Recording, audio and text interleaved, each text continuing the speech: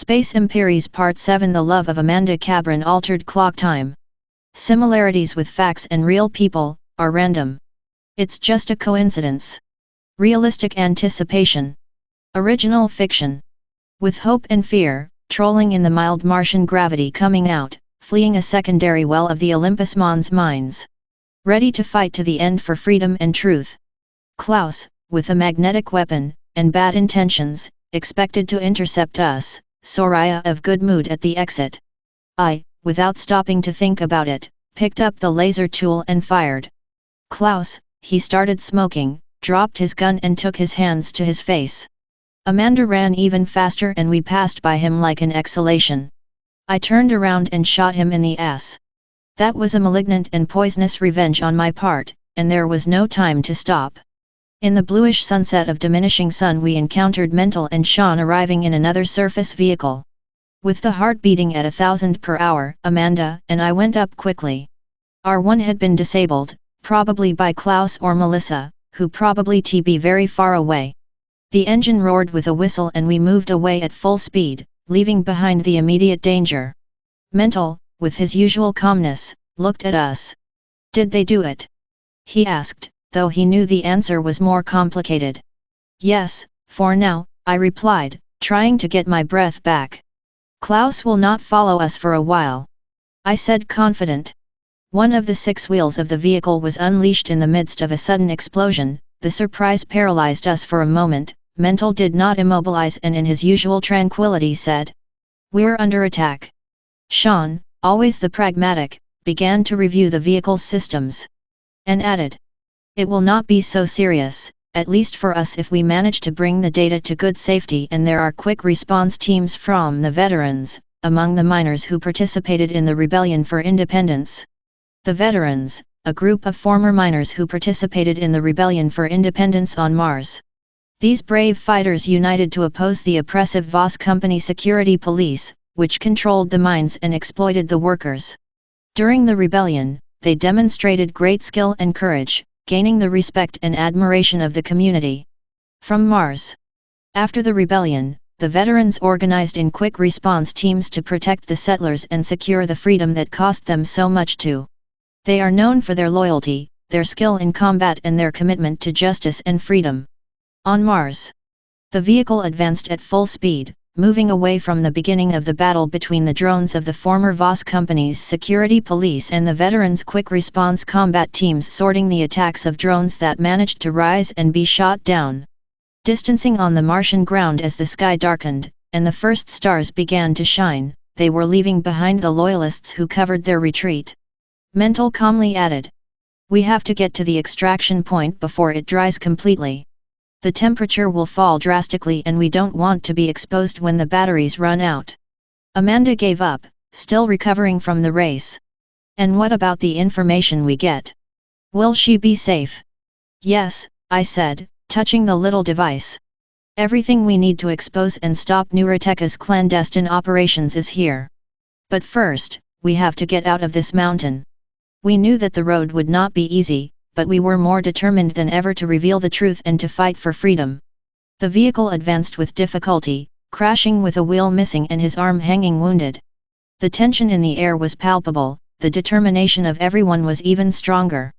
Mental, with his usual calm, maneuvered the vehicle with skill, avoiding the irregularities that splashed the Martian terrain.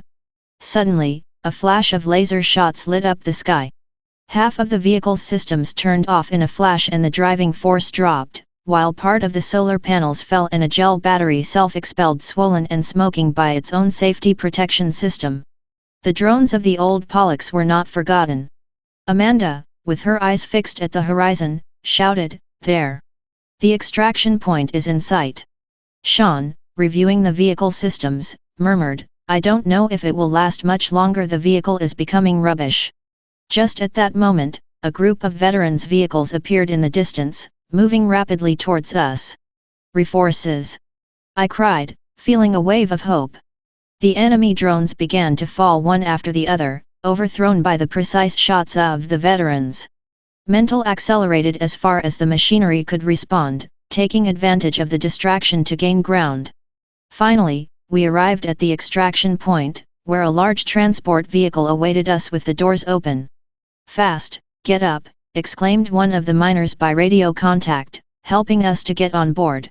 As the air transport vehicle rose, leaving the danger behind, I felt a mixture of relief and much more relief. The data we carried was crucial, and now we had a real opportunity to stop the Neurotech viral programs and fight for freedom. Amanda, sitting next to me, looked at me with a tired smile. "We did it," he said, and for the first time in a long time, I thought hope was stronger than fear.